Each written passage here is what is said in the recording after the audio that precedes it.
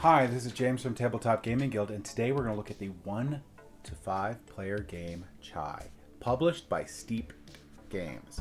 Let's go ahead down to the table here. I'm going to give you a general idea how to play the game. Not going to be the complete rules, but a general idea how to play the game. Then we'll come back and I'll give you my final thoughts.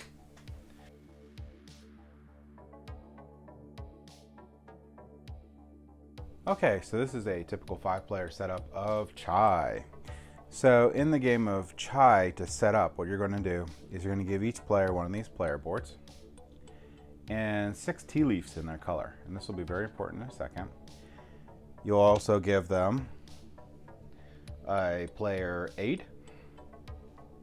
And you will take all the cards out that match the T symbol for that player, which there'll be 8. You'll shuffle them, randomly select 1 for the player, so the player will get 1 in what's called their reserve down here, and shuffle the rest into this deck. After everyone's done that and shuffled this up, then you're going to place out these cards on the offer equal to the number of players plus 2. You will also place out these cups, which are the tip jars. You're going to place them equal to the number of players. So in this case, for 5-player game, so 5 jars. And then you're going to place a tip in front of each of them. You will shuffle this special actions deck, and then you will place 3 out. And we'll go over what each of these do in a second. But this is going to be a full rules review, but it'll just give you an idea for the game. You're going to go ahead and shuffle these pantry tiles, and then you're going to place 5 different ones on the pantry board. Then you're going to shake up this bag of flavors, and you're going to place the flavor tiles on this board. Now you're going to do it in a manner where you're going to start left to right, top to bottom. It's going to be very important in a second because there's a chaining thing you get to do on your turn with that if you choose that action, which is really cool. So after that's done, you're going to pick someone. Now, this is actually the deluxe edition with the player mat. The base game doesn't come with a player mat or a board. You don't actually need one. It has these little boards on here, which is all you really need. And it comes with metal dice. So it's really, really nice. And this is the, or metal coins. Sorry, not dice. Coins. And this is the first player token. And what you're going to do is you're going to give 1 coin to the first player and 2 coins to everyone else. So, and the rest of the coins will be available on that tile over there.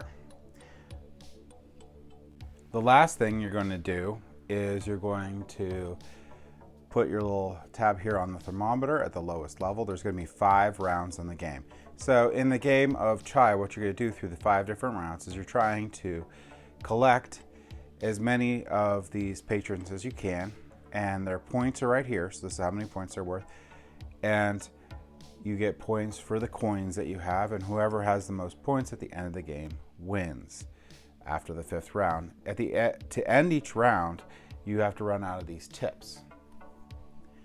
And I'll explain how that happens. So in a 5-player game, you're going to have 5 tips. In a 3-player game, you have 3, and so on. So you have a couple different things you can do on your turn in the game of Chai. You can visit the market, and anytime you actually go out and visit the market there, you will gain 3 gold. So you'll gain 3 gold. So you gain 3 gold, and then you can spend your gold on this board. And what this board does is the flavors in this row are cost 1 coin. The flavors in this row cost 2 coins, and the flavors in this row cost 3 coins. But there is a twist. Whenever you buy a flavor, you get all the ones touching, whether it be horizontal or vertically, but not diagonally. So in this case, the vanillas will cost 2 coins, but you'll get both of them. Now, if this was over here, it would still cost 2 coins, but you would get all 3. And if there was a vanilla down here and here, you would get all of them. Now, if it another one comes over here, you would end up paying 3 coins. So whatever the furthest most matching or flavor is the cost. And once you purchase these, so I say I spent 2 coins, these slide down, and you can keep on purchasing until you run out of money or you don't feel like it. After you're done, you're going to replace flavors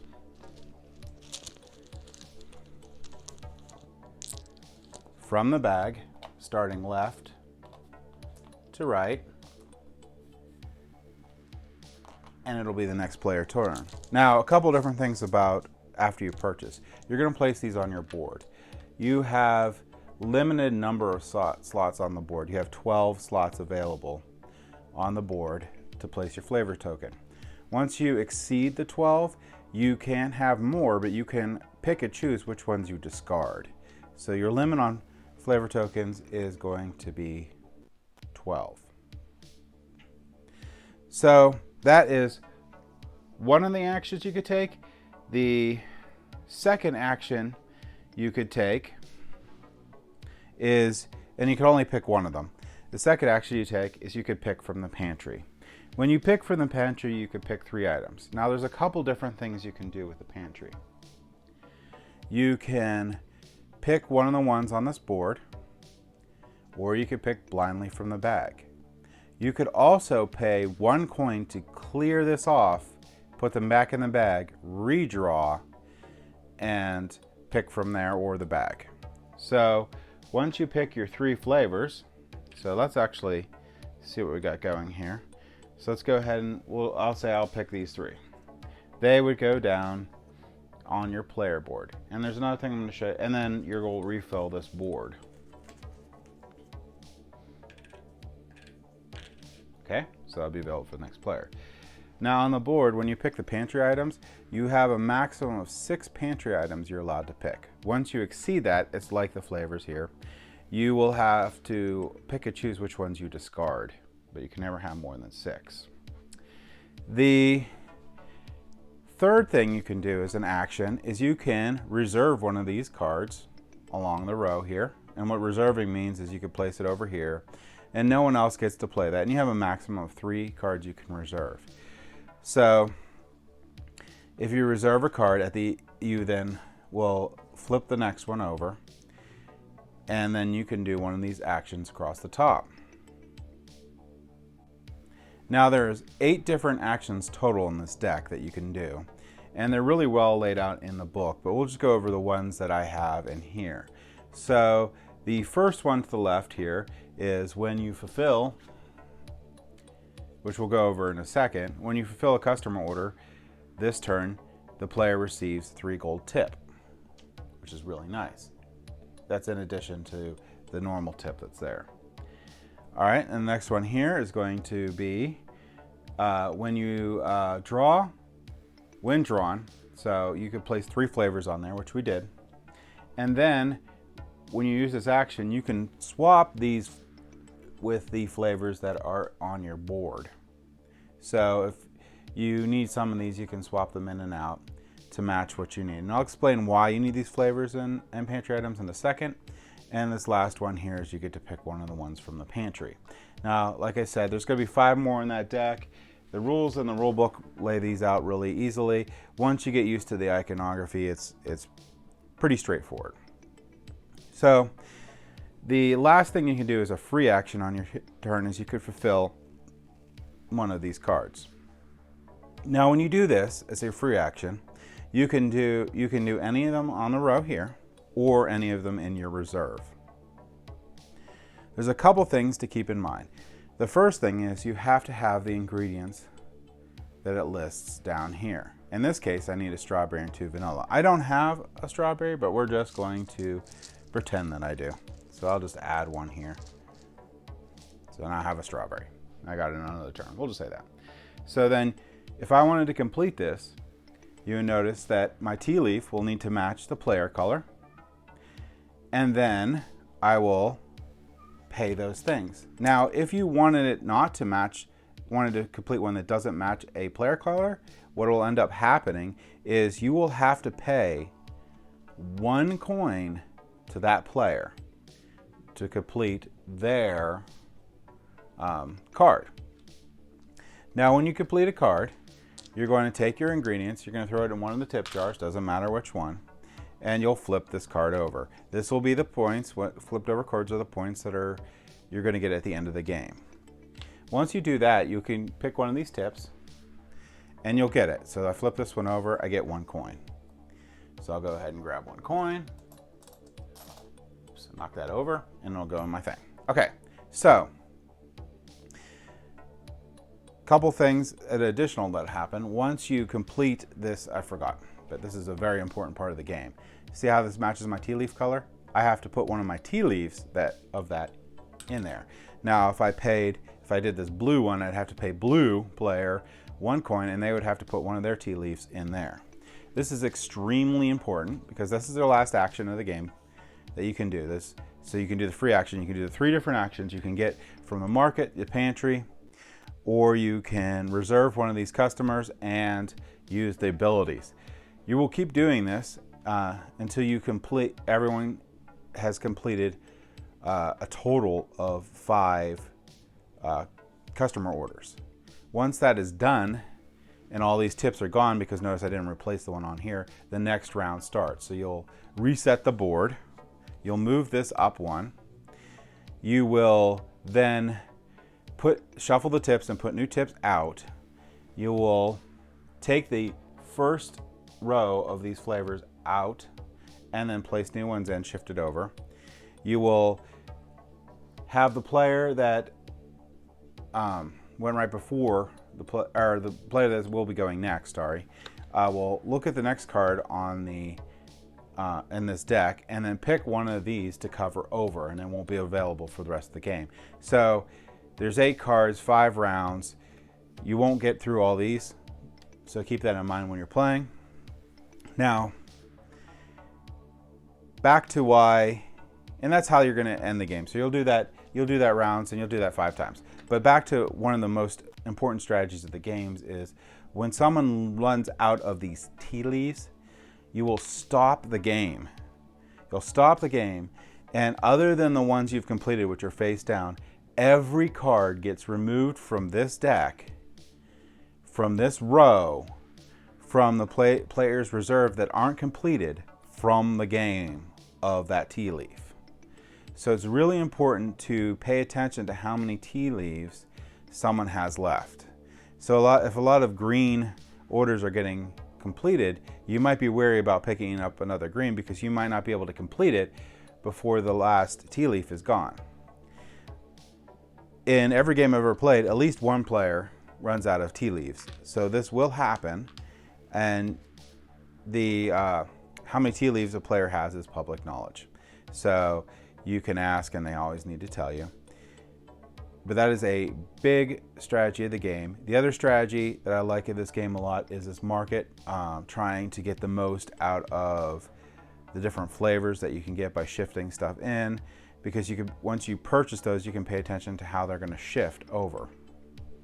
You also don't want to necessarily give an opponent a ton of flavors because you shifted them over in a way that a whole bunch of them are chained. So again, in essence, what you're going to do through the game is you're going to do one of those 3 actions on this nice little player aid. You can do your bonus reserve action. You will continue the game each round, completing these customer cards until 5 customer cards have been completed in a 5-player game, if it's a 4-player. Do that 5 times, and again, whoever has the most points wins. That is in a nutshell how to play Chai. Let's go ahead back up to the table here, and I'll give you my final thoughts on the game. So yes, Chai. It's an awesome, awesome, awesome game. I love this game. I have the deluxe version of it, but even without the deluxe version, the component quality on this game is amazing. The little teacups are really, really cool. In the deluxe version, you have the metal coins, but even the non-deluxe version, the cardboard coins are really cool and really detailed. You also get those market tiles in either version, which are really nice and chunky. And really, that whole market where you get to purchase the different flavors in there and then scoot the stuff down. It gives a really cool Candy Crush feel to the game. I love having to pick between the 3 different actions and worry about trying to complete your customer cards before opponents suck up all those tips and end the round and move on to the next. So there's a lot of forward motion in the game. The game only takes about 60 minutes to play, less if less players, but whatever. But it only takes about an hour to play.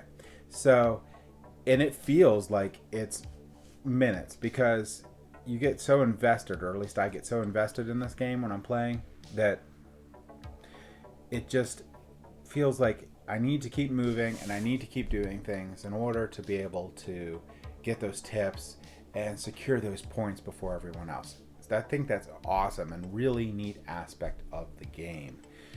We did a complete playthrough in the game that you can check out in one of our videos, and everyone from our guild loved the game. We also interviewed the designer too. It's definitely one of my favorite games. It took me by surprise. I love just about everything about this game. It's a really, really nice family weight game, which is an additional bonus. It's super easy to teach. There's some mechanisms in there that might take a little bit to get used to for someone that's never played board games before. But in general, it's super easy to teach. Just about anyone could be able to play this game without even playing other games with just a little bit of a primer. The colorful art on the cards is amazing. I love the card arts on there. I love the strategy of where you have to watch out for people to run out of those tea leaves because those customers will disappear. There's just so much awesome about this game. I can't highly recommend it enough.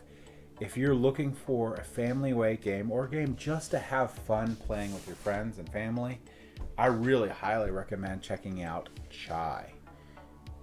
That is my general thoughts on the game. As you could tell, I'm super excited and I love this game. It's just great. So, thank you for watching.